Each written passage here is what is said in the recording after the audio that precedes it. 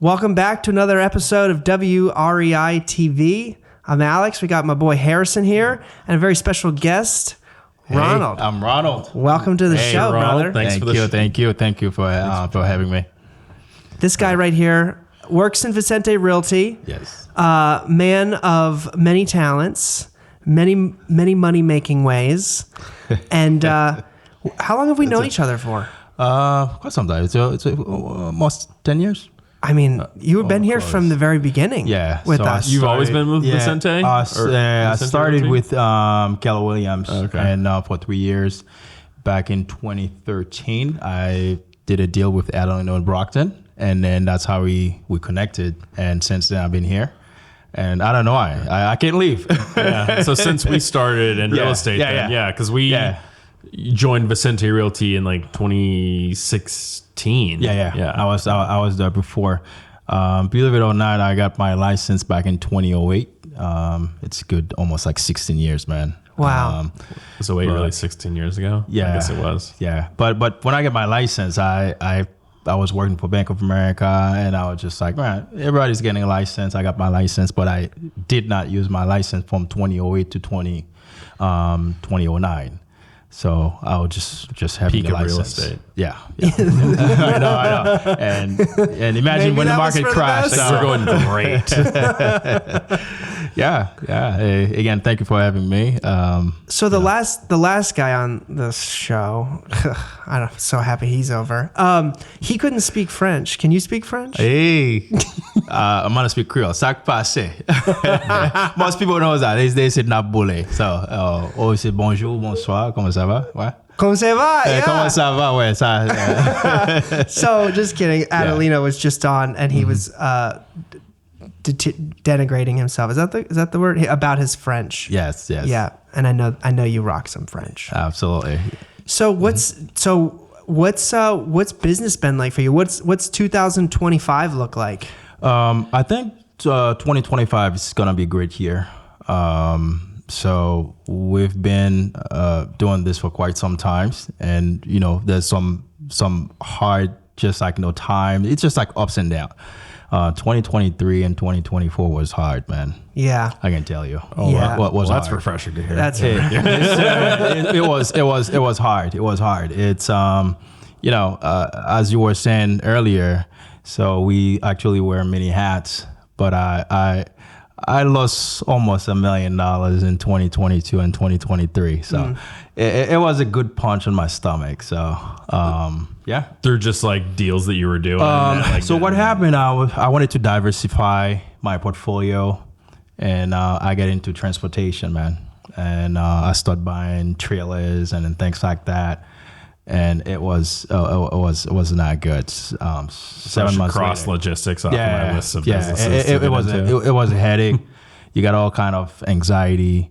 So when you have almost like $26,000 bills coming in, like notes, trailers, and then all that, and that's the reason why I stick with my real estate.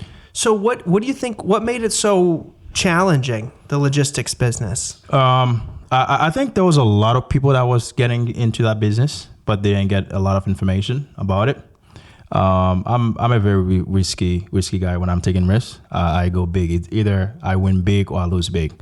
So I should have started with 1 truck, but I started with 5. Okay. So that was the biggest mistake that I made. And most of the truck that I was buying, they were like over $100,000.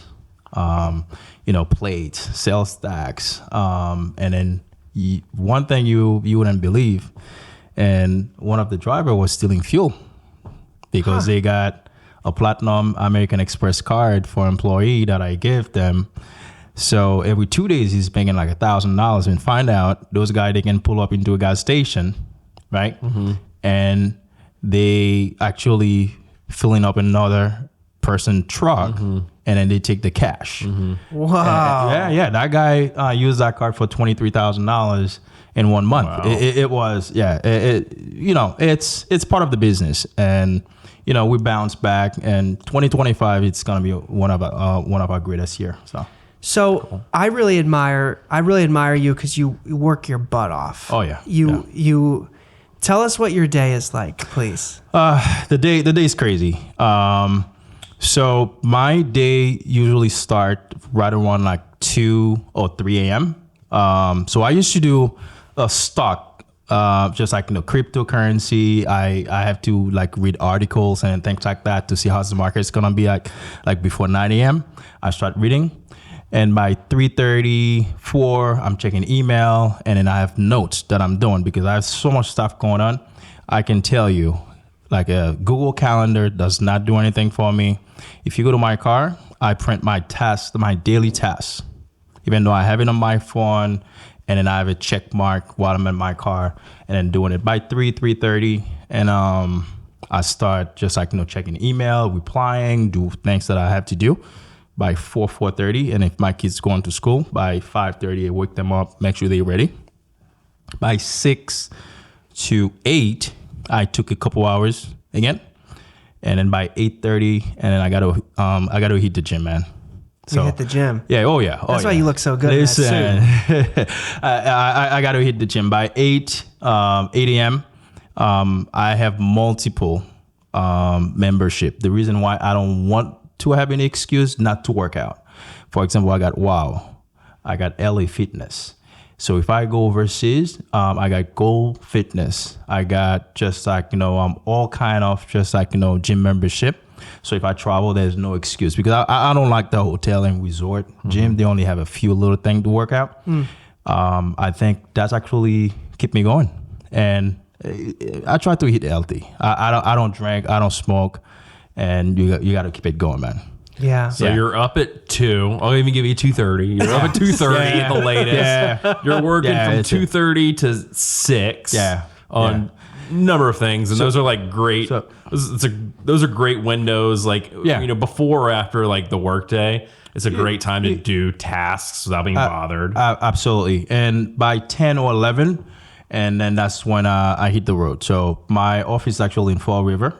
And, I do property management if I have inspection, and then the calls start coming in. But I try to go to bed by like 10 p.m. It doesn't happen all the time, but I try by 10 p.m. I got to go to bed. If I'm out, that's fine. But it's rarely I try to go to bed early. But, that's my daily routine. How are you functioning on 4 hours of sleep? By the way, 10 p.m. is late. Yeah. Listen. I thought I worked late yesterday until about 7:30 p.m. No. That's the reason why. One of my greatest secret as well. So I travel. I travel. That's one of the things when you have a lot of stuff going on. We all know. We're all flipping. We have like 5, 6, 7 flips going on at the same time. But people only think, they're watching HGTV. They think it's easy, but it's not. No, it's not. I'm just gonna tell people it's not. It's not easy. There's a lot of work. I know you said, how do I sleep? But guess what? When you have a lot of stress, brother, you can sleep. Oh yeah, I've been there. When you have a lot of your mind, you can sleep. I know a lot of people wants to sleep like 7 to 8 hours, but the real entrepreneur, when you have a lot on your mind, the sleep's not coming. You want to make money, you want to work, And I tell people, I want to retire at 50. I'm 46. I got 4 more years. So yeah, I'm 46. I got 4 more years to go. Adelino was looking good for 62. You're 46. Yeah. When I said retired, I want to slow down. Yeah. I'm not going to work that way. Yeah. So you're literally just outworking everybody. Yeah. And then you're so busy that you finally go to sleep at 10, and then you're busy and you're just stressed. Yeah. And I mean, I've had plenty of those, like waking up at like 1:30 to 2. And then, but then you're just up and you're like, okay, now I've got time to like, absolutely. The best cure to stress is work. Like that's, so that's just sort of how you. Yeah, absolutely. And then there's day 2. If I don't want to work, I stay home.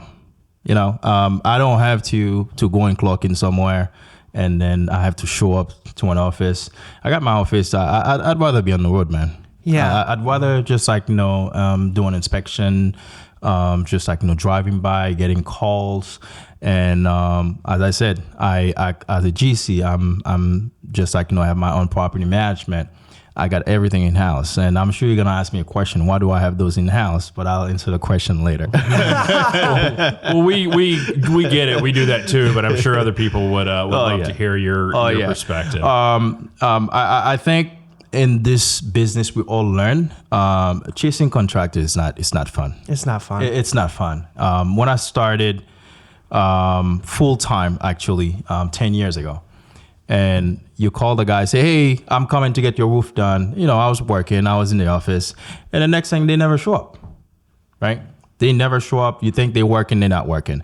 Or the contractor got like 5 separate deals. They're not focusing on your project, You know what we experienced, and it not even to the contractors that have if they have 5 or 6 deals and they have enough people to do it, good for them. Like they have the systems and the structure. What we noticed is, and it's hard to test for this, right? At least I think for most normal people without a ton of experience is like, how do you know that they're not just, our problem was, we were paying them for this job and we would do lien certificates, right? So every time you pay them, they file a lien certificate. That way they can't say you didn't pay them, yada, yada. So we would do this. We'd go through the payment plan.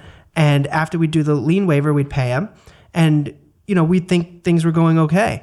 But then towards 60 to 75% of the way through the job, we're finding all these other subcontractors they're not being paid. And we've paid this general contractor and he was basically just ripping off people and moving their money into other jobs. And it was snowballing. And that was really frustrating because this gentleman who later went bankrupt, he was telling everybody that, and he had a good presence and he, for the most part, did pretty decent work, but he couldn't manage the business side of it. Yeah.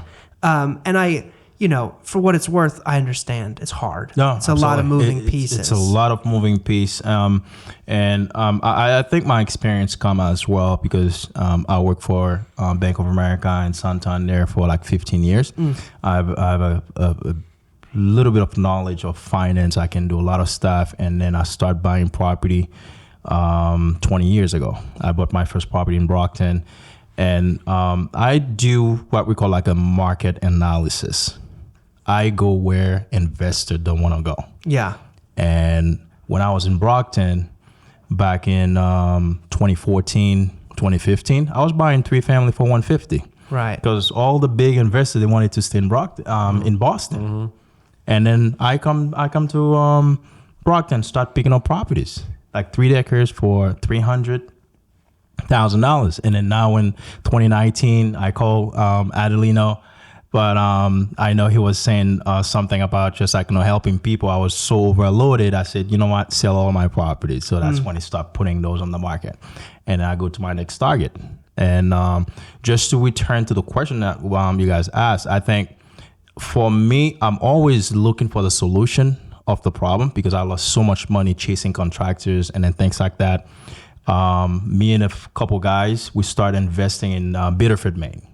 So because it was more affordable, we're buying 2-family for $75,000. Okay. And then found out property management was getting more money than us. And I'm just let me start my own property management. That's when I started Dream Home Property Management and Investment LLC. And I started managing my property on rentolution.com, getting all your little thing. Right now I use Billium, which is on a very high level of just property management. Yeah. Yeah. So do you have any employees that work for you doing all this stuff? I got a lot. I got 2 assistants and I got 3 or 4 other guys on the road working for me. Probably a team of 10. Okay. Yeah. On the construction construction doing they do general carpet, they do a wide range. Yeah, absolutely. So we got a guy that does demo cleanup. We have a pretty substantial apartment that we manage. So it's an ongoing, and you got equipment. You got to get all those equipment. So for example, renting dumpsters. You guys know it's $1,000, $1,200. Yeah, it's a good business plan. Yeah. We're getting into the dumpster business. I got a lot of adjacent businesses already. I purchased, again, I'm always looking for the solution of the problem. And I purchased my own dump truck. I opened my own property management. I'm not saying everybody should do the same, but if you're really into it, because that's my passion beside helping other people, just like, buying and selling their homes. And I think my passion is just like, managing property, doing construction, renovation. I know my limit. There's a certain things I do a lot of crazy thing, but I'm always just like very, very, very careful on just like, the amount of things that I can do. I don't know if that makes sense. I don't overload myself. Yeah. And I mean, we've all overloaded ourselves. I think everybody has. Yeah. This is a bummer. We're going to have to take a quick commercial break. But I think one thing that we've noticed in this business is that unless you do it all, you expose yourself to the unattractive side of this business. Absolutely. It's like, do you want to oversee all of the contractors and subcontractors? Maybe the answer is no to that question. But at the same time, and then it's like, well, how committed are you really to real estate as your investment vehicle? Yeah. Because if you're not, then that's blood in the water, and that's where the sharks come out. Yeah. And you don't want to get bit, and we've been bit, and so we do our own GC thing as well, our own general contracting. We do our own property management, and we found it to be the case through necessity. Absolutely. That like if you want to actually build something with some critical mass, you have to do it all. Absolutely. If you don't do it, again, I lost so much money chasing contractors. It's not funny. It's like each project you're losing $100,000 to $150,000 because one, it's the time. Right. So you have a project you are supposed to complete that project in 3 months. Now you're like 1 year in. So you have all those interests you're paying. Yep.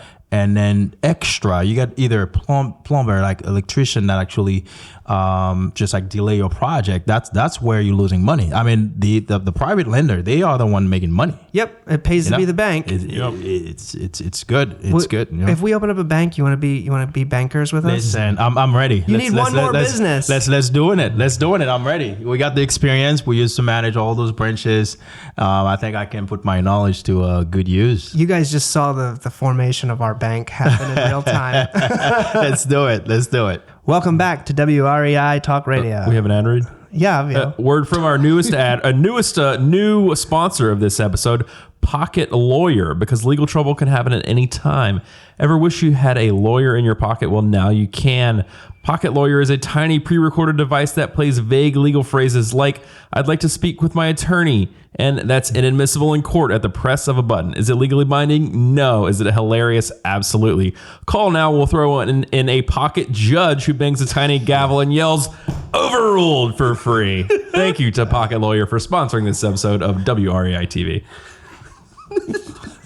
You got it. Is that really good? I know.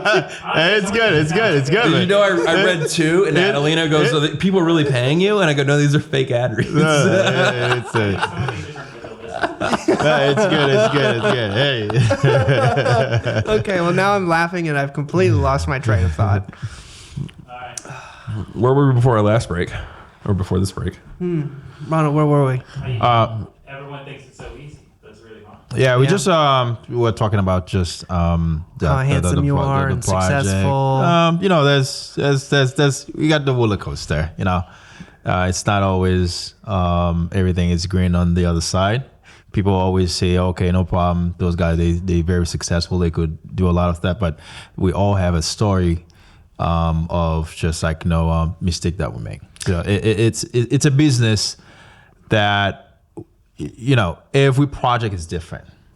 And if someone tells you they're like an expert of just like, I know how to flip, I'm building a complex, and the next one, guess what? You're gonna find something different. Every deal comes in. You learn something on every deal. You're learning something. Yeah. 10 years in, I'm flipping multiple properties.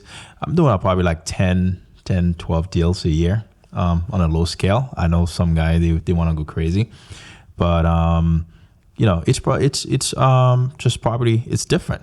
That's what we were talking about. We were saying how if you're going to be committed to real estate as an investment vehicle, especially if it's going to be like the main money maker, you really need to commit, or we feel you need to commit to the property management side of things, the general contracting side of things. I mean, now you understand, or I understand, why you see offices that are like, we'll do the listings for you, we'll do the insurance for you, we'll do the home loans for you, and they just put it all under the one roof because there's a lot of moving at the end of the day, real estate isn't exactly very hard to understand, but it's challenging work, and there's a lot of moving pieces that you can slip up on. Like Adelina was talking about having a going through multiple banks to try to close on this one deal. And it's great for him for being resourceful. But it's also one reason why some people bring that in-house, so they can try to minimize those hiccups by maintaining more control. Yeah. I think I can piggyback on what you just said. Everything in-house, make it so easy. It's a lot of work, but it make it so easy. You got the attorneys on your side. You can't have one attorney when you're running all this. You got to have the eviction attorneys. You need multiple closing attorneys that can help you out as well. And again, having everything in-house make life so easy, and you're saving a lot of money. So let's say if you have 50 units and you're grossing a lot of money, just $30,000, $40,000, $50,000 a month, and then you paying someone else to manage all those properties minus the management fee, right? And then if you have everything in house, you can pay someone like an assistant or someone to help you out. It's cheaper. Yeah. On a and nobody will love your baby like you do. Absolutely.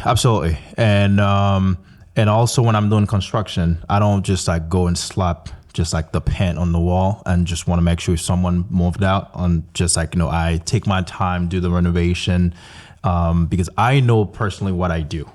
It's not just you just go and paint that wall, and then next thing you know, you put a tenant in there. So that's the reason why as an investor, when I'm buying a property, I'd like to just do my own renovation, because I know the plumbing, the electrical, and everything like that. You should see Harrison paint a door. You don't talk about the best painted door on this side of the Mississippi. No. One thing with me, I don't do a lot of manual work. So I got the guys that actually do it. Shout out to Ricardo. Ricardo is my main guy. Shout out Ricardo. Ricardo. So that guy, we've been working for 4 years. So he's a go-to, man. That guy, the other day, it was 11 p.m. We just changing a water tank, because tenants they need hot water. They need their hot water. They need the hot water. They sure do. Yeah. Having those guys, they're lifesavers. And I'll tell you, this business will humble you, and it will teach you that every position is important. It doesn't matter if you're the guy that cleans the stairs and mops them, because when they're dirty and you hear about it, or the Board of Health comes and complains about it, now it's a headache. So having someone that just removes headaches, right? Delegating efficiently, but every position is so important. Listen, I always have a sport bag in my car. I got sneakers. I got my sweaters. If I have to put the trash out, I go and just put the trash out. If my guy's working, they need something, I take my suit off and then just put my sweater. And that's part of my job. You can't be okay, this is your job, this is what you're doing. I blend with the guy. When it's time to go to the office meetings, I go and do it. And when it's time to help the guys out, and I help them out. And again, it's a business. I would not trade it for anything else. Real estate it's actually my blood. I would not trade that. I left the corporate world, And you could give me all the money in the world, I will not go back. That's awesome. Yeah, You can give me all the money in the world.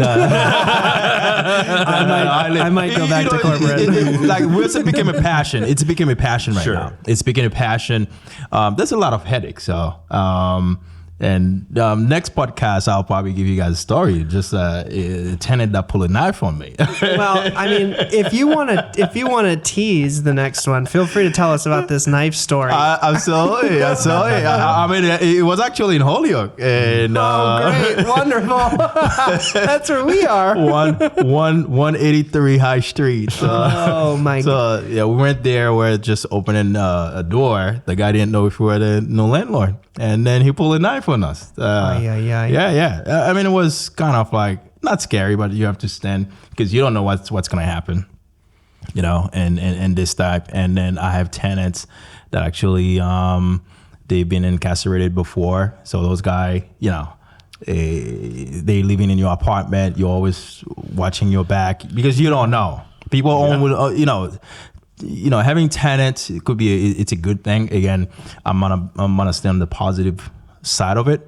But when you're dealing with low income people, always chasing them for money, and you got people that not paying, so you have to be able to control yourself, and we all know it because a lot of people always show you, hey, real estate is great, come just like purchase that property, you want to make X amount of money, It'll just print money for you. it's gonna print money. But guess what? You're buying that 3-family. When 2 tenants doesn't pay you, you gotta have the reserve. But no one tells you. Right. You need to have that reserve. Which is Yeah. honestly part of the reason now that we're targeting the medium-sized projects, the 12s to 30s, because you have 1 or 2 or 3 and they can't pay for whatever reason. It doesn't affect you in the short term as aggressively as like if you have a 3-family and one of your tenants doesn't pay, and now you're not even maintaining your debt service. Absolutely. I don't even want to look at 3-family anymore. Yeah. If it's a good deal, I'll flip it. Right, and it's a condo I'll conversion. flip it, or you can turn it into a condo or anything like that. But as you said, the 6-unit, it's if someone can afford it, it's the way to go. If I have a 6-unit, 3 tenants doesn't pay, I still have 3 tenants actually. But it's rarely to have like 3 tenants on a 6 units not paying at the same time. Yeah. You might have a couple, and by the time you're all set with the eviction, and you just get it ready for the next one. We've had our fair share of tenants with weapons as well, and it's part of the reason. Like in some ways, you can kind of understand. Hey, here's a new guy I don't know walking around in my neighborhood or my building, and he's knocking on my door, or maybe he's trying to enter. Like in some ways, you kind of understand it, but at the same time, regardless of who's right or wrong in the situation, it's a headache, right? Absolutely. It turns into an issue, or it's something you have to mitigate. And if that is a tenant who is under market, or if they need conditions met, it can be really, they don't necessarily want to always leave to go to a nicer apartment where they have to pay more rent. So you kind of run into this challenge where, it's like walking a tightrope of walking them up to, a rent that makes sense financially for the investment. And we've, our first 70 units or so were with people in place, and we learned a lot of bumps and bruises along the way. And the next wave of development is kind of like, hey, go through and, just like you said, do the renovations yourself. So the electrical's good, the plumbing's good, the roof's good. We're just trying to take on vacant buildings at this point. Absolutely. Vacant is the way to go. I know you need to have the capital while the property is vacant, you're doing the renovation. But guess what? The tenants that you're putting in place. What kind of work. Because when you're done with the renovation, 2 years down the road, you don't want to go back to that unit again. All you want to do is just like go and paint it.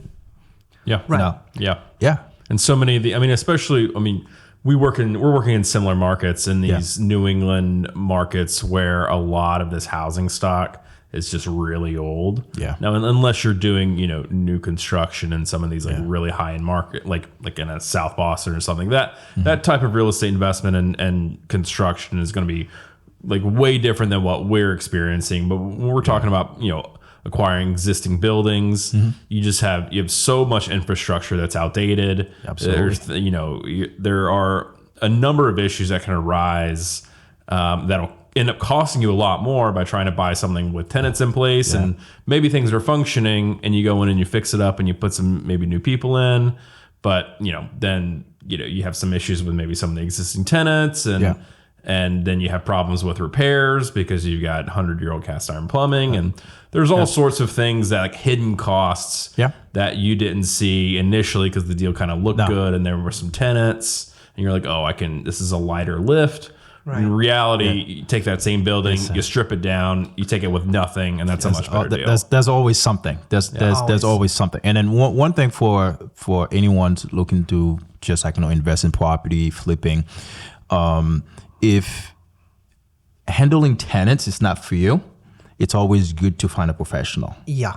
A professional property manager that knows everything. I was talking to a gentleman this morning. So he wanted to go and hand a 14 days notice to a tenant that hasn't been paid for 5 months. But guess what? Me as a professional, it's not going to take me 5 months because I learned you have to serve your tenant on time because, by the time for that 14 days, you have to file the motion and all. Like next thing you know, there's 2, 3, 4, 5 months. That's what we pass. You have to be on point. So anyone who's looking to invest, you don't want to handle tenant. I'm not telling you not, because real estate investment, that's one of the quickest way you can build wealth. So, it's a lot of systems and execution, and need to know. just like the littlest thing, like this notice wasn't served with a constable. Cool, that'll throw you back 6 months. Absolutely. And it's like little things that you just don't recognize, and there's nuances to the court system, and it's good to work with a really good attorney. Absolutely. Yeah, you're preaching to the choir. And absolutely, we all been there. No, absolutely. Like in 2021, usually when I'm talking, it's based on experience. I used to work with tenants. Hey, okay, I'll pay you next month, or I'm gonna give you half. You want to help people, but guess what? 6-7 months, that tenant owes you $10,000. By the time you're done with the eviction, that tenant's move out with $10,000-$12,000. Multiply that by 10 tenants. The 10 to 20,000 you're going to spend in turning over the unit, Right. because it's beat up. Yeah, and that's what I tell any new investors coming. You want to learn, just find someone who got experience. Don't just watch HGTV, or you just grab a book on Amazon and say, hey, now I'm an expert. The real game started when you're in the field. Yep. Yeah. It doesn't matter if you know the book. It started when you're in the field, when you start just flipping, you having issue, you have just either with the city, with the contractors, plumbing. Like my last project, I lost $75,000, and I paid the plumber pretty much upfront because I know I need my work to be done. Guess what? The guy didn't finish it. I have to hire someone else. That's $75,000 I was not planning to spend that money. But guess what? Halfway through, the guy stopped. Now you have to hire an attorney. You have to go. Could take 2 years. This was somebody you had a relationship with already? That was Climatech Services in Quincy. I'm not afraid to say that. It's Climatech. No. Okay. No. I'm with you. It's Climatech Services in Quincy. All right. Guess what? I paid the guy. He quoted me $84,000. He was doing plumbing on a 3-family in Fall River, and it's 27 Wilcox Street. And then I quickly had to sell the property because it took me almost a year. So you're paying interest. Now the private lender doesn't want to give you an extension. It's force you. If I still have that property, I could have sold it for $799 right now, but I end up losing money on that. Yeah, we've noticed that cash flow and the availability of capital is by far the most important part of this business, because you can go over budget, you can go over timeline, and even if a deal is a loser, you can move, then you can make it up on the next one or two, and learn from that and even do better off because of the lessons learned. But if you don't have the firepower to just keep going and hold, that'll really deteriorate. That'll deteriorate your model. Yeah, cash reserve. It's the best way to go, because a lot of us we are actually using private lender, but private lender doesn't require you to have cash reserve. But if you go into a bank, you're doing no construction, they say, oh, we want to see like 6 months reserve or anything. But private lender doesn't ask you if you have a reserve. It's up to you. If you're hiring a contractor, right, you're going to need 25, 30%, but no one tells you. You need that to get your project started. Yeah. And you need cash reserve for your interest payment. You have the tax, you have the insurance. So and I usually tell a lot of people, if you don't have a lot of meat on the bones when you're doing a project, if you 1 year in, that's what you either break even or you're losing money. Yeah. Yeah. The name of the game is doing the deal in under a year. Quick. Yeah. If you're not, we're talking about like people doing like 3, 4, 5 units. We're not talking about like big complex. You're doing it because that could take years. Depends if you're doing a 70 units. Right. We're talking on a very low scale, like 3 units, 4 units, 6 unit that you're doing. So those are experience that we just had when it comes to flip properties. This man has been through some things. We're gonna get him on the next topic.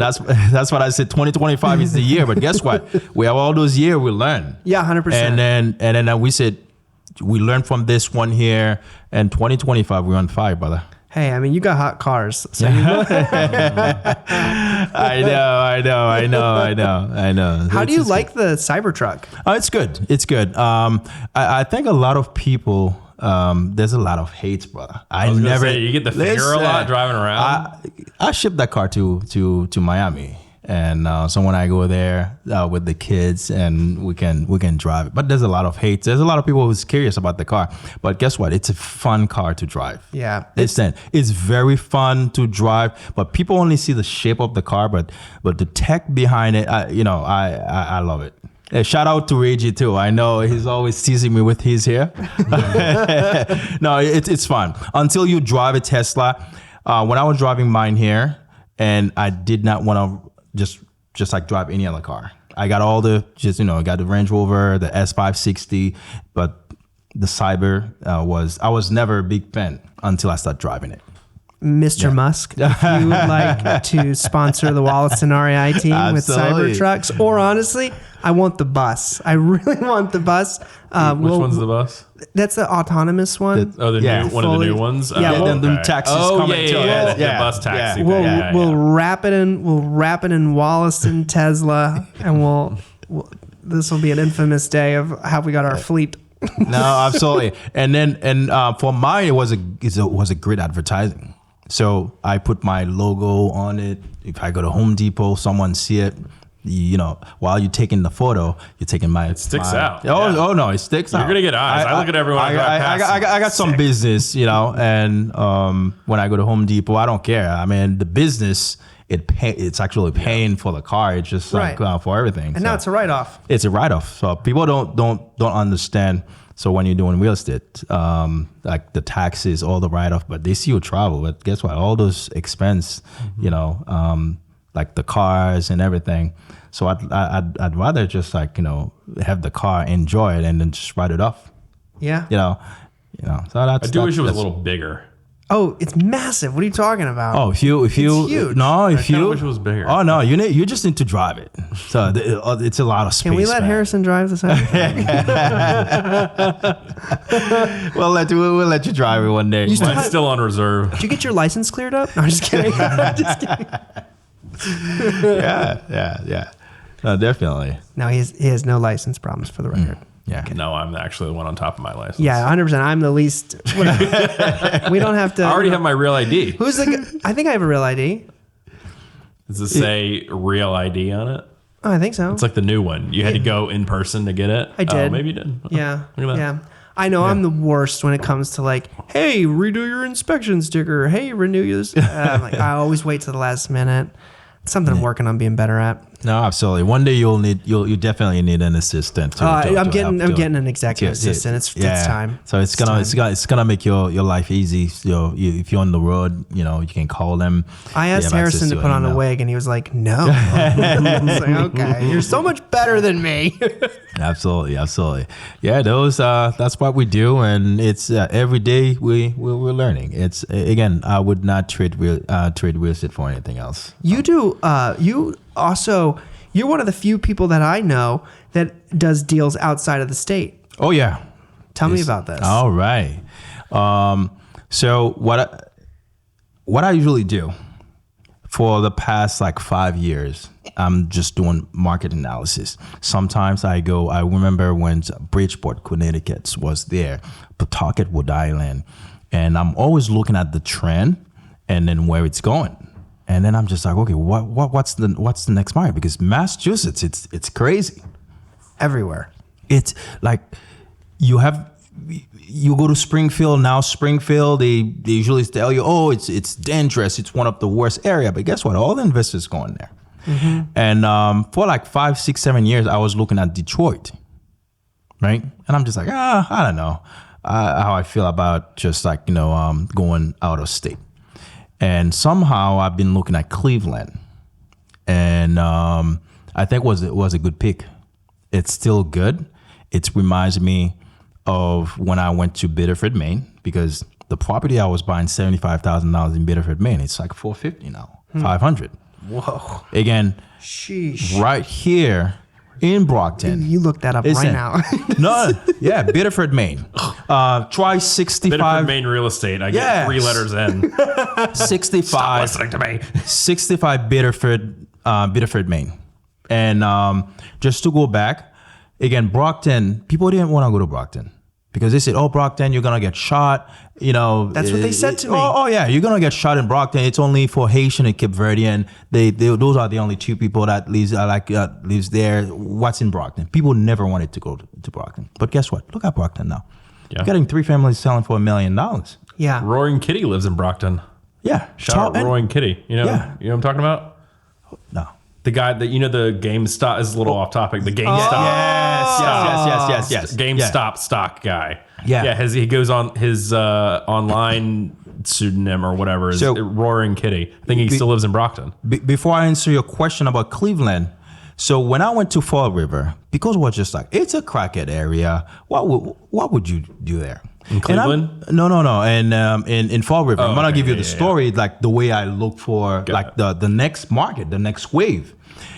And I'm just like, I don't mind someone's buying a 3-family in Dorchester for $1 million. For me, the numbers doesn't work as an investor. Right. I purchased my first 6 unit in Fall River for $485. And I'm just like, okay, I know the rent is low. If I rented each unit, but that time, 2021, it was like $600 or like $700, like a 2-bedroom or 3-bedroom. And I'm just like, my mortgage is $3,000. If I increase the rent, $1,000 each, it's like $6,000. My cash flow, it's like $3,000. If there's expenses, roughly. The exposure, it's like less.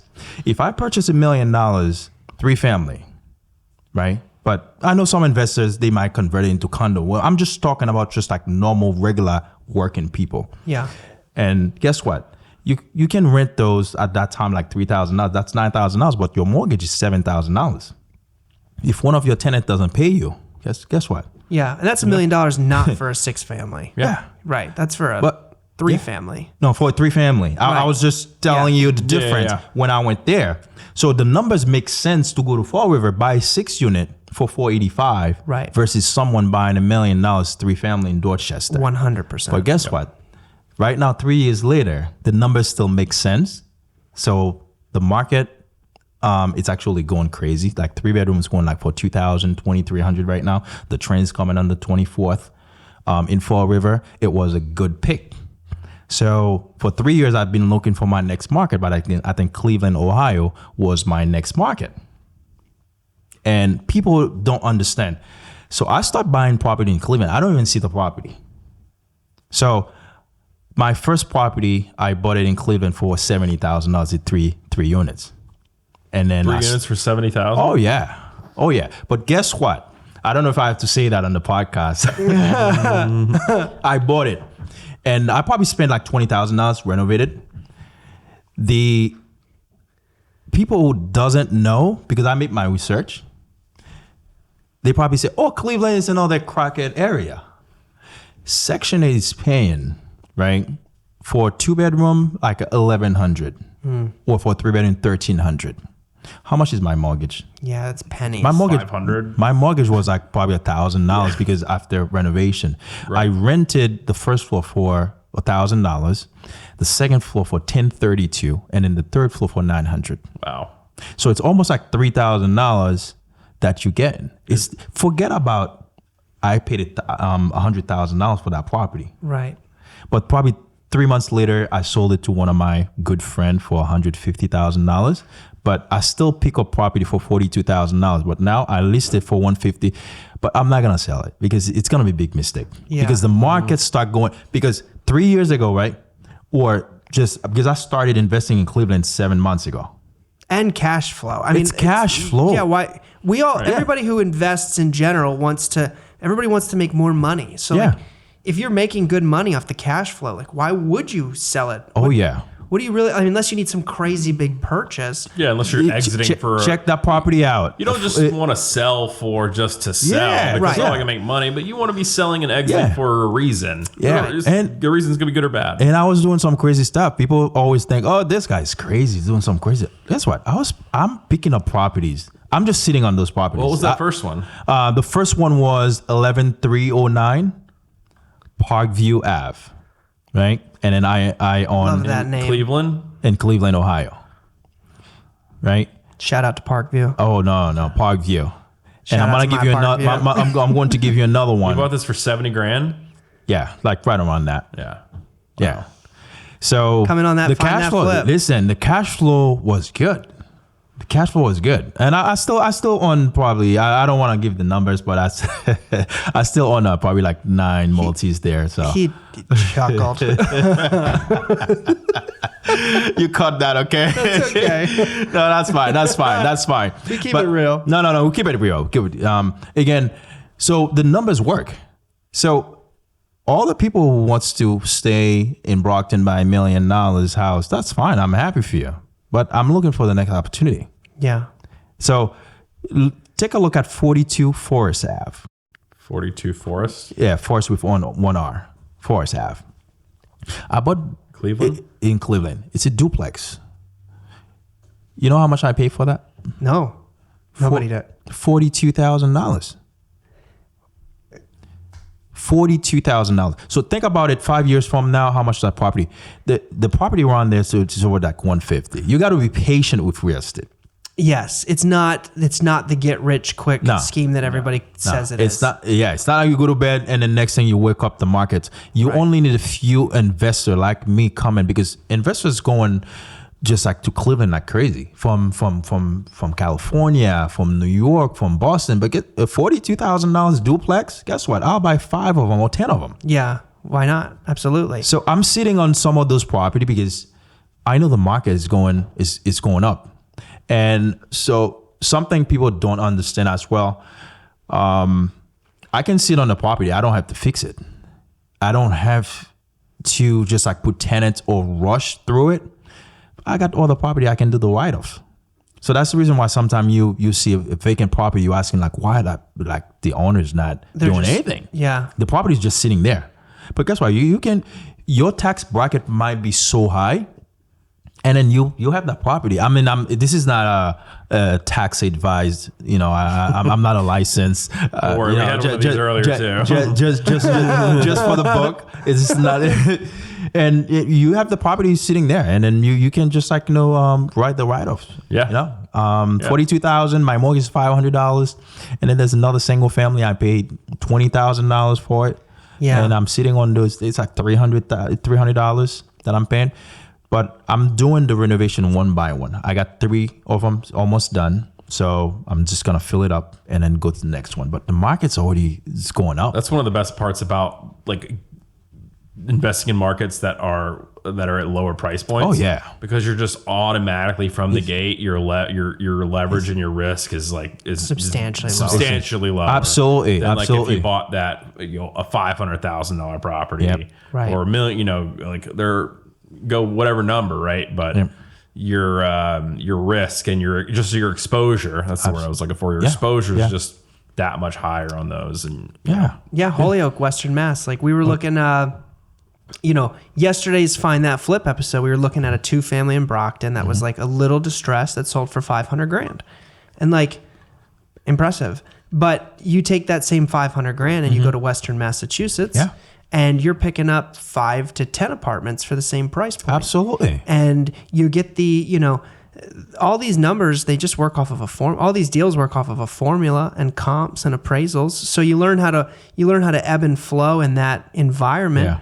And you can still create the appreciation through renovations while creating cash flow, and you're substantially reducing your risk by going into lower price point projects. Absolutely. Again, people should take great example of the market here. Again, I'm always taking an example. Remember Worcester? People never wanted to go to Worcester. So look at that market now. Yeah. now people not only want to invest there, they want to live there. Yeah. Yeah. Worcester, Brockton. When you say Brockton, people look at you funny. When you say Taunton, New Bedford, people just like it's a homeless town. Yeah. A Holyoke, forget it. People never wanted to go there. But the smart investor, that's where they go. Because I still remember, it's not only here in Massachusetts. I analyze all the market. I still remember Paterson, New Jersey, Elizabeth, Orange County. I just like usually going all over the place. I'm looking at the This is market. what you're reading at 3:30 in the morning. Yes. It's part of it. It's part of it. But some of them it's stress too, because when you get a lot on your mind, you can't sleep. What do you do? And you pull your phone, you start just like checking things. At one point in Ohio, I was going so fast. I'm just like, what? I'm not gonna look at Zillow anymore. I'm not gonna go to those off market deals, because when you tell you, hey, this is a 3-family for $40,000, and you need to know the formula.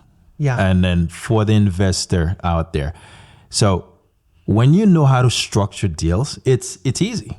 Yeah, totally. When you know how to structure them and then at that point, it's much easier to find them. That property, if I tell you, if anyone guess how much money I just deposit for that property, I told you for Parkview, I probably bought that property for less than $5,000. The one you bought for $72,000. Yeah.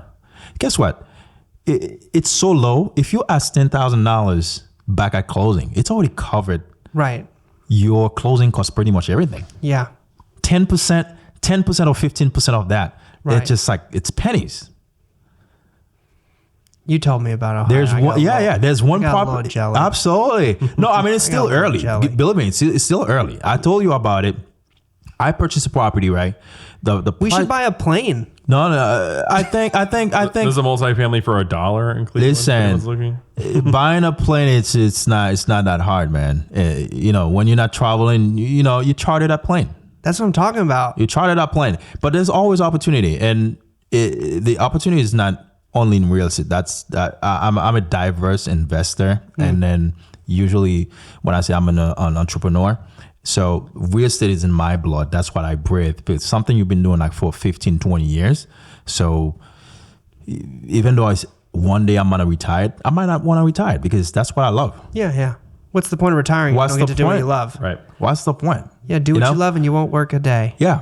But if you know how to structure deal, make it easy. And it's very easy. So have you looked at any private planes for purchase? No, not yet. Okay. I was talking to Adelino about this, and he was, we don't need a plane. I'm looking at something different. I'm looking at a boat.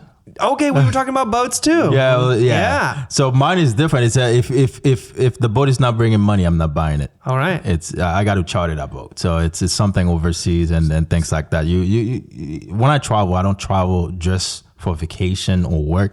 I'm looking for opportunities. Yeah, it's everywhere. Now every travel's right off. Travel wide off. So, and I was talking to a friend. I do have a little bit of problem right now. So if I travel, it's not first class. I'm feeling like kind of like angry. Oh, you're So, flying first class? it's the comfort, Yeah, I get it. I was born to fly first class. Listen, I don't, but I was born to. No. It's That's what I don't told know why. myself I after don't my know why. first class flight. I don't know think why. it's my only I one. start flying first class like a couple years. Sometimes the tickets it's high. It's all right though. So Yeah. when I'm passing that first class when there's no seat, I'm feeling like, but it's all good. You It's know, all good. listen, I totally understand. And for everybody that, feels whatever way. So I know. it's okay. It's okay. We've had a couple of those moments. I'm like, it is what it is. It is. It is. We were in Texas a year ago learning more about private equity because we were transitioning our company to kind of get to the next level. And this presenter in this room said, like, raise your hand if you flew here. And like most people raised their hand. And then he said, okay, keep your hands raised. Put your hand down if you didn't fly on your own private jet. And most of the things went down. But I'm sitting right next to a guy who's got his hand raised. And then I'm like, dude, what do you do? And he's like, real estate. I'm like, I do real estate. What do you do? And he's like, I do private equity real estate. So then learned pretty much everybody in that room that was offering some type of private equity real estate had between like 300 million to 1.5 billion in assets under management. They had such big portfolios of real estate, but what they said afterwards is like, yeah, we use it. We have enough business. It makes sense. But they also like, once you fly private, like you never want to not fly private. I know again. that's the reason why we can't just put a venture capital, because when we start flying private, I'm ready to do some venture capital. Yeah, if anyone's listening that wants to get in, absolutely. we have smart brains in this let's room do right it. now. Let's do I'm it. sure we can provide some value. If some do it. VC money wants to come in here and participate with us, let's play some ball. And I'd love to fly on your plane. Absolutely. Let's do it. Let's do it. Let's do it. Let's do it. The richest people in the world have smaller percentages of ownership in their companies. They're just really big companies. Yeah. When you're not flying, you charter that plane. I remember I used to have a group of guys that we traveled together, like 10, 15 guys. So let's say you're paying like $1,500 for tickets. If 10, 15 guys putting together, it's not that much. Yeah. To fly if you're going somewhere, and then just That's rent a plane. like anything with enough people. It's like pretty affordable. Yeah. It's more affordable when you have a lot more people. So Right. if you're buying it yourself, that's different, Alex. Different. Yeah. Well, the King Air 360, I think, is going to be my first turboprop. Absolutely. Because it can. This episode sponsored by King Air. I think it can pull like 10 people plus luggage for like 500 pounds of luggage, and fly at 34,000 feet. So I like the idea. King Air 360 turboprop. I like the idea of being able to go with a squad. Absolutely. Because the small jets, like they only hold like 5 people. 2 of those are your pilots, right? But I like the idea of being able to, like, if we're going to go travel and explore, like go with your friends, family, those you care absolutely. Like 10 plus, and it's very yeah. That's my story in Cleveland, and we're still going hard in Cleveland. That's the one of the things that I like to do. Every investor is different. Some investors, they like to buy a property in Brockton, one in Fall River, one in Worcester. It's too much. So when I go in, I stay in one area. If I'm in Brockton, I'm in Brockton. I'm picking a property in Brockton. For right now, I'm investing in Cleveland, Ohio. I'm not going to Akron. I'm not going to Springfield.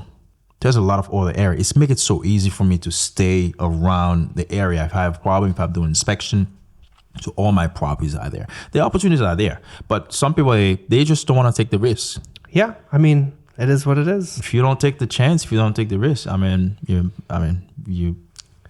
to look back and kick yourself if it went the way you thought it was going to go, but you didn't have the confidence and courage to pull the trigger. Yeah, same thing. People waiting for the interest rate to go down. But guess what? You're going to miss out. Right. It might not go back down. Yeah, the opportunity is right now. Right. Yeah, it's always right now. It's make your own research. Everyone is different when it comes to loss. or just like taking risks. And again, I think I picked the right market because again, I've been seeing all those markets. The property was like $10,000, $15,000, and if you have the money to invest, and write the offer for the right number. So like Absolutely. if it's listed for 500, but you shouldn't spend more than 325 to buy this property, Yeah. write your offer for 325. Absolutely. And be like, hey, this is 325, but I'll actually perform. Whereas if you can't let the seller dictate most listing prices are lies. Yeah, absolutely. It's just numbers and even the market. Yeah. The market, it's just like, I'm not saying manipulation. So you have one property that worth like $200,000 right now, and the next thing, one property sold for $450, and then just like the whole market changed. Right. Yep. Right. All it takes is one comp. All it takes is one comps to change the market. Right. And anyone waiting, so the time is now. That's what I can tell people. Anyone who's looking to invest, make your own research. You know, I do a lot of reading as well. Just like, you know, I have audibles or like all those books. Yes, you want to learn while you just like, you know, on the field, but you know, you got to hear stories like people that actually been through certain things. I can't really sit down and read books, but I got the audio books. I like the audio. The audio books. If I'm on the airplane, I'm traveling. If I'm in the car, I can listen to it. That's my way to go. So we talked about starting a book club. Yeah, let's do it. You want to join it? It's got to be audio. that's if fine. it's a book like this, I'm gonna fall asleep, man. That's fine. But we just if we do a book club, you join, and then you can come on the bi-weekly or monthly call. Absolutely. Ooh, Absolutely. we are Absolutely. growing this Absolutely. book club, baby. No, absolutely. It's one thing that I have on my vision board. It's help other people, and probably next time we probably think about it. Believe it or not, I have a vision board that I wake up every morning that I'm looking at. That's awesome. The things that's important for me: my health, spending time with my family, and now I'm at the last phase. It's just like helping other people. So the people who wants to learn, just like, you know, the rope, being an entrepreneur. So that's one of the thing. That's what I like to do. You like mentorship. Yeah, I always just like, you know, on the low scale, just if the time comes to help people, and just why not? Cool. Yeah. Because all my life I've you know, people has been helping me, and even now I got just like, you know, friends that's always just helping me out. You cool if I put like your website, or if you got some handles, I'll put it in the bio if people want to reach out. Absolutely. Yeah. We'll do that. It's dreamhomeboston.com. So I'll send it to you, and then you could put it on the screen. We just love to help people. That's all. Right on. Yeah. All right. All right. I was doing like, I feel like I'm not the producer, but you know how the producers, like, you know, like when you watch Joe Rogan, it's like, pull that shit up, Jamie. Yeah. And I'm just like looking up these addresses. You know, I got Zillow, I got the King Air 360 up. Like, that's what I've been doing this show. It's all right. It's good. It's good. It's fun. good. It's You good. were right. This TV was turned off. Yeah. All right, I'm gonna cover this. Yeah, that's the story, man. We gotta get one of these. Yeah, we do. Yeah, in the future we'll definitely have to get the TV for the computer streaming or what have you. Yeah. And live stream the podcasts. We can do that as well, but yeah, whatever. To get it up there, yeah, Oh, for yeah. sure. Yeah. Oh yeah, totally. Yeah. Harrison's working on over there. Oh yeah. That's what we're talking about in the podcast room downstairs, of having a TV set up, so Right. y'all can look at it, and then I can. Right, and then you can have it on the, you know, you can make that sort of mainframe. Yeah. So spot on. All right. Points to Gryffindor. So what were you gonna pull up? Did Nothing. Mr. Producer? No. Oh, all that was. No, I I told him to I check just the had 42 this, forest. Yeah. Yeah, I did. No, the Zillow. I couldn't find a 42 Forest. No, you have to. It's one R. Oh, okay. It's Run, Forrest. 42 Forest. No. Sorry. Try 12702. 12702 Forest Ave. Midwest has these long addresses. Yeah. Oh yeah. Yeah. 127 and 247. Yeah. Those Little are- gray house. Yeah. 42,000. You know, it's the opportunities are there. Yeah, It's sounds just- like it. Imagine, yeah. You know, one of our first mentors in this space, Charles Dobbins, he had a couple thousand units at one point, and he said he was in that area, and it seems at least that Midwestern area, there's been lots of good opportunities for cash flow at scale in that area. Yeah, the cash flow, it's great. And so I'm not the type of entrepreneur who's like, okay, this is Midwest. I go there just because I feel like the market was just like the opportunity was there. Yeah. And you know, when I flew there, it was just like an hour and a half, 1 hour, 45 minutes from Boston. I can hop on a plane, and next thing you know, in like less than 2 hours, I'm there. Yeah, And, you can be there in an emergency if you need to. yeah. You're there pretty darn quickly. Yes, and we were talking about a crew. So I registered my construction company in Cleveland. So now I have a separate crew that actually working for me full time in Cleveland. Smart. So that's the thing when we said you have everything in house. That's the benefit. Yeah. I got probably like 2 or 3 agents down there. I got 3 full-time guys working. Those guys are beasts. My guy from Venezuela, Antonio. These guys are beasts. So those guys, it's cold, and then they still working. Shout out Antonio. Oh yeah, From Antonio. Venezuela in the cold. Yeah, they working. So as I said, the benefits.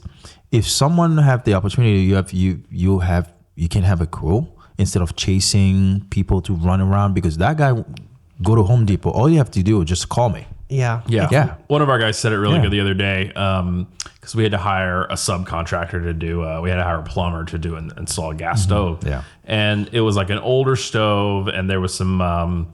They just weren't as like. My phone call with the plumber, he just was like, he had an excuse for why something wouldn't work. Yeah. You know, and he like got it done, but like not all the way. There was still some elements of this appliance that needed to be worked on.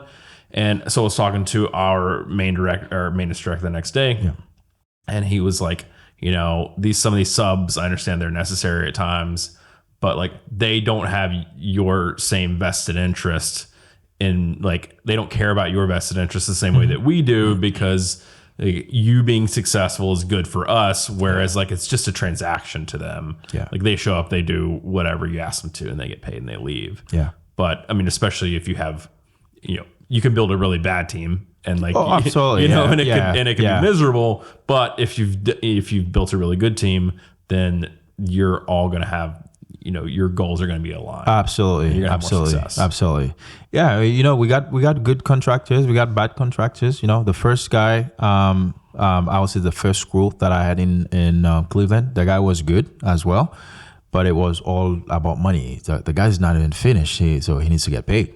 You know, Yeah. and then Yeah, it's dangerous. yeah. No contractor ever Yeah. has ever done that. Yeah, What? yeah. No, absolutely. And it's not easy to deal with contractors out of state, but when you got the good one, you keep it like someone very honest, and you will be very successful. Yeah, it's more expensive to lose him Absolutely. than to have to pay him. Yeah. Yeah. I want to make sure, you know, I pay the guys really well. So he wants to Home Depot. And also, again, I used to have like 2 dump trucks for trash. Since I started picking up properties there, and I just like ship one there. So trash, they don't have any issue. So if I'm going to one property, you don't have enough trash, I can go to the next one. That's one of the benefits. Again, when you have everything in house, so you know, it makes things easy. It's a lot of work, Yeah. but it makes things easy when it comes to investment. Are you doing property management for other clients? Listen, no. Is it all for your own property? So I only do it for my own property, but I'm my assistant. So what I do when I have people comes to me, say, hey, you do want to manage my property, and I have her manage those property, because she's been just like, you know, learning for the past 4 years. I don't really let the opportunity goes. And then her property management is cut management. So I just like send those clients. So I only do it in-house just for me. But if someone say, hey, Ron, I know you have the experience. Do you want to manage my property? And then I send it to my assistant, Stephanie. Got it. Yeah. Cool. So she helps with like transaction coordination, pretty and much stuff like that. Yeah. Everything. Yeah, she's well trained for everything. So she's a licensed agent in the office as well. So pretty much build she can just like do all the process, lease, like coordinate and just like lease properties, and I just like pass it on to her. So what would you say to someone who is thinking about trying to get into real estate for their first deal? They're not really sure what they want to do yet. Maybe they've been reading some books. Maybe they've been on Bigger Pockets. Shout out to Bigger Pockets. It's a great resource if you're getting into learning this business. What's one piece of advice that you'd give a newcomer to the industry? A newcomer to the industry, right? I will tell you to look for a good mentor. A good mentor will just tell you, like you or Harrison or Caleb, hey, I want to get into the business, right? What's the best advice? Where do I start? I already own my primary residence, and I'm sure you guys can just like, guide that person. Hey, you need 20% based on your experience. You need reserve. Hey, if you buy a 2-3 family, this is the time frame. This is you already set the expectation. Don't just go to the market thinking, okay, because it's a good resources. I mean, Bigger Pocket. When I'm on the airplane, I'm listening to the podcast. I'm just like reading about, like, there's a lot of more stories out there that you can read. But if you have someone that can mentor you, that actually have the experience, they on the field. It's not someone that just like go and just like read books, say, hey, I can mentor you, like someone real. Right. You're on the field, you got project, I can bring you to my projects, and you can learn. Do you still have mentors? I am having mentor on a different scale because right now I want to learn about the private lending. Okay. Being a private lender, but it's always good to learn from the people that has like more success. Yeah. So right now, I'm just want to learn about how those people getting money, being a private lender, and just like how you lending money to people. I'm just want to learn on a very small scale. How would you suggest someone go about finding a mentor? Because to have a mentor, that, like, if you say, "Oh, I have a mentor," or like is a mentor in a sense, they're to some degree they're giving you some time. Like if I'm new and I want you to be my mentor, like I'm asking you to give me some time. How would I go? Like, how does someone go about finding? How would someone go about convincing you to be their mentor if they were like, I want you to run? So for me, let's say if the person following me online, basically I don't really post a lot online. I need to be good at it because my kids, I was more like putting them just like more upfront of my business because I was more focusing on teaching them about real estate. My firstborn, I started going just like doing real estate with him like since he was 3. Again, anyone who actually approached me, either because I'm still a licensed real estate agent, either you say, hey Ron, I want to buy, and I just give you all I'm not selfish. I'm just gonna teach you, just like letting you know what you need to do. But I'm a very busy guy, so I tell people you got to be patient with me because I can't be on the road with you every day because sometimes I'm overseas. I'm traveling like 3-4 weeks. I don't want to say something and I'm not committed to. Something. I think I agree, and what you just said kind of inspired this thought because we're starting to like get in with some colleges, bring on some interns, kind of expand in that way.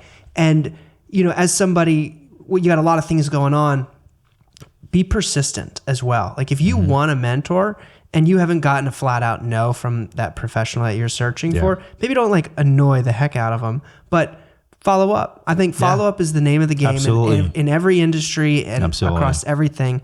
And I think it's almost like we appreciate the game, the hunt of you hunting us to get the mentorship.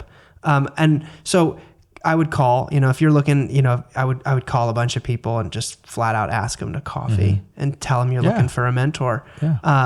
And then be consistent with your follow up. Also, you could start a podcast, Harrison. That'd probably be a great way to get a mentor. You can also just do. I would suggest like if someone wanted me, like, oh, you want me to mentor you, it's like, okay, you need my time. Yep. But like, I'm not necessarily getting anything from you other than like maybe like feel good if that's what I'm looking for. Yep. That's what you should But if be that's looking not, yeah, sure. I'm speaking of I'm using myself as a hypothetical example.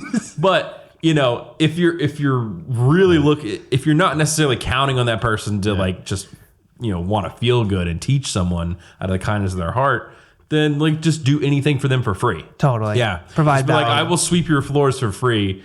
Can I shadow Absolutely. you? I'd be like, oh, you're going to clean all my hallways and my apartment buildings for free, and then you want to come shadow me? Yeah, sure. Sounds good. No Absolutely. problem. I'll teach you. Yeah. I do mentor a few people.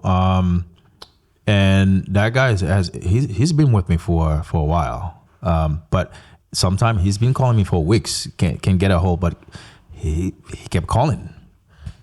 So I think he follows just like like what I told him to do, like which market. Even though I'm not going to the market, I sent him to Connecticut. He picked up like 3 multis in Connecticut. And then he said, Ron, I'll go wherever you tell me to go. Nice. And then next thing I know, I'm just like, I think Springfield is coming up because, he went to Springfield and purchased 7 units. And now he's picking up. But it's patient. As you said, you got to follow up because we're busy, And that's the reason why I don't want to commit it to something where a lot of people is asking, like, why you don't do classes? I can't. I got too many hats. Yeah. But the person who wants to learn, as you said, they'll come and say, I want to sweep, I want to do this, I want to learn. And then they'll follow up with you. They'll send email. Yeah. And I have people that I just like, go on a field, just like trip with them, show them what I do behind the scene. But next thing you know, they never follow up. Yeah. Yeah. They never follow up. But as I said, it's like slowly. And I have one guy that I'm mentoring right now. And I told him, hey, the best thing, you got a bunch of people that knows you. Let's start by getting your license. He went and tried like 5 times. He failed. And it was good. Every time he called me, say, Ron, I fell again. I said, you got to keep on trying. And I think on the 6th time, he passed the real estate license. And shout out to him. So he kept sending me voicemail. So just to show you, it's just dedication. If someone really want a mentor, knowing even though that person is busy, but guess what? They can get your attention. A week passed by, you haven't heard from them. Hey, just wanted to say hello. Just like, how's everything going? I'm still trying to see if you could just like help me out. Sometimes say, bro, how's everything going? So now he's actually with one of the real estate. He's in training, so he wants to buy second. But you got to go step by step. Again, sometimes I go weeks. Send me a message. I didn't have a chance to reply because there's like too much going on. But anyone who's looking for a mentor, just to circle back to your question, just pick someone. And there's a lot of good people just like out there that actually willing to teach you. At one point, it's not about money anymore. Yeah. It's about the desire to teach you. So what I've learned. But the good thing about it, I already made the mistake for you. So I'm going to teach you not to make that mistake. Yeah. We should all ascend. Listen or not? Mm-hmm. Yeah. Yeah. Sorry, I told you not to do that 5 times. Absolutely. I know. Absolutely. So you're going to take us, I think this is probably a good time to wrap. You're going to take us to one of your flips. Absolutely. We're just going to go there and I'll tell you what we're doing. And within the next 3-4 weeks, we should wrap that up and then just like put it in the market and let's go. Caleb, do you have your camera stuff? Can we take some video of this? Yeah, I think we could even talk about it briefly here, and then we can do kind of the same thing there. Yeah. Okay, cool. Why don't we... Like a kind of a cursory overview, whatever. Perfect. So why don't you tell us a little bit about this deal? This is in Needham? That one is Needham. So it's a single family. It was listed on the market for like $750. Me and my partner were able to get it for $715. But when it comes to flip, you got to have the vision and then how to add value to whatever project you're doing. Yeah. So it was very small. Needham, it's an area very demanding. So when we go there, just like, it's a very small, the kitchen is small. So what can I do? And just at the end of the day, I'm just like, you know what? Let me finish the basement. So by adding just like, like a little extra space, another bathroom, just like, how to knock that wall down.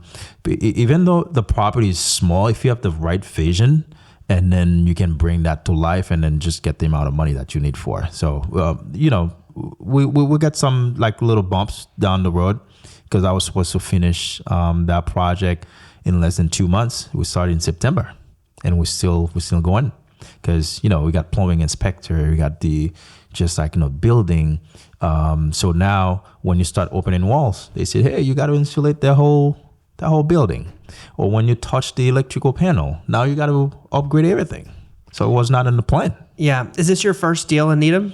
That's my first deal in Needham. First deal in Needham. Yeah. Each building department is a little different. It's different. Each building department's a little different. Yeah, it's different. Boston, you're dealing with a different type of people. Like I used to flip in Norwood. Everywhere is different. Shout out to my people in Fall River.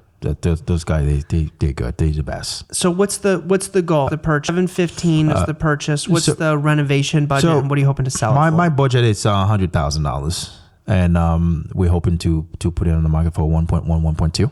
Cool. Yeah.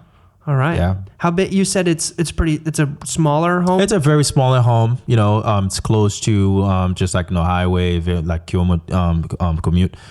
Close to downtown and all that. It's a 3-bedroom, so we have an office space that we added an extra bathroom. We added in there.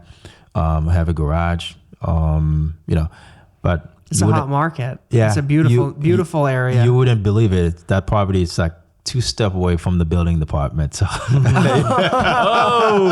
get a great location. You can't mess up. It's a minute away. You can't do anything shady or anything like that. But we always pull permits and then get things going. So cool. Yeah. All right. Very excited.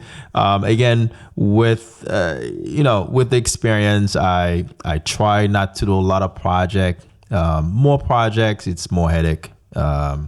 It's a lot of stress, and it's the way to go. Who does like the design work? I got a couple architects that I work with. It's always to have someone on your back pocket. So not only one. It's either you're working with an attorney, you have multiple attorneys because sometimes some of them is busy, like architect, just like all that. So you got a couple. Oh yeah, I got a couple. At least minimum 2 or 3.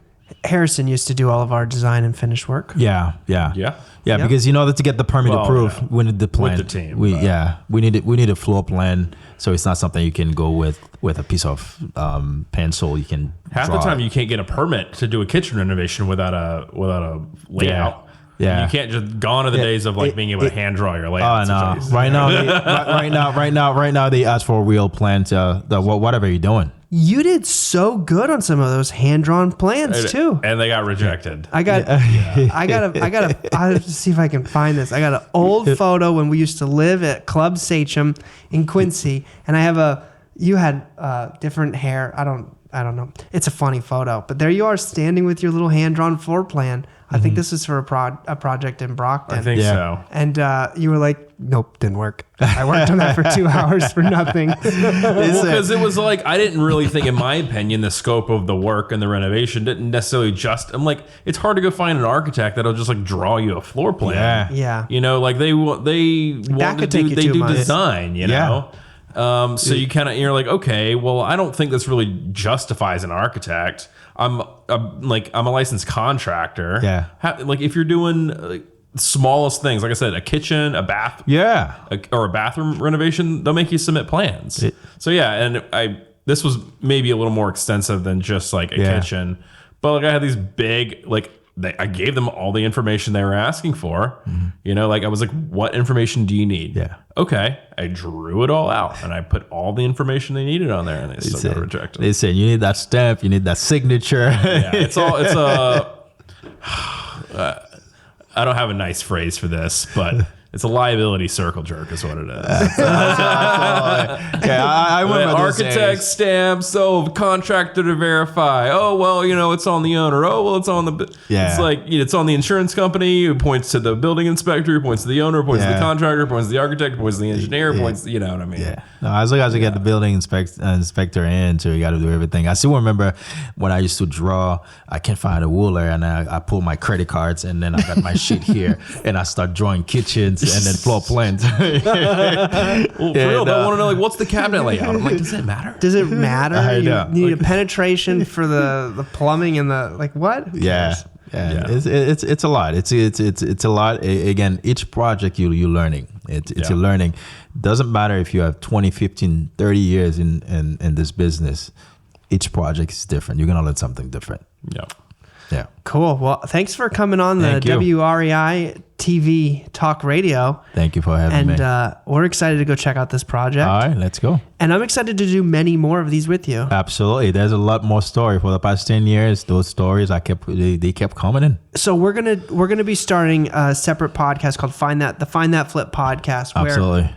let's say it's 30 to 60 minutes on average per episode. Yeah. Maybe a little less, maybe a little more, but we can go through like individual projects, and that'll be all about flipping and doing Absolutely. renovation projects. So I think that'll be a fun area to like get into the good, the bad, the ugly, and just go deal by deal. Absolutely. I think it's gonna help other people as well. 100%.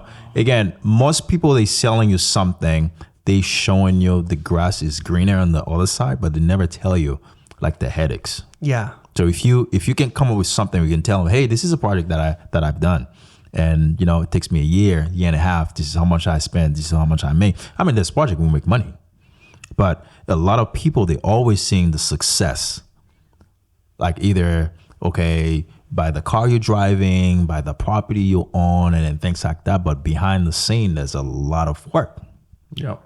a lot of frustration. Yeah. That's what Totally. I said. Workout, it's one of my secrets. You go on the treadmill, you sweat that stress out, you go hard. That's why you look so good. Doing my best. Black don't crack. That's what they said. My man. Do you want any social media things you want to shout out for anybody? No, absolutely. It's my Facebook page is my name, Ronald Rene, and on Instagram, I'm sure Caleb's gonna put it down there. It's Ronald on IG. And that's pretty much. I have limited stuff there. Cool. And our website is www.dreamhomeboston.com. All right, right on, man. Thanks Thank for you. joining us. My pleasure. We're excited to take this show to Needham. All right. All right, Let's go. peace and love.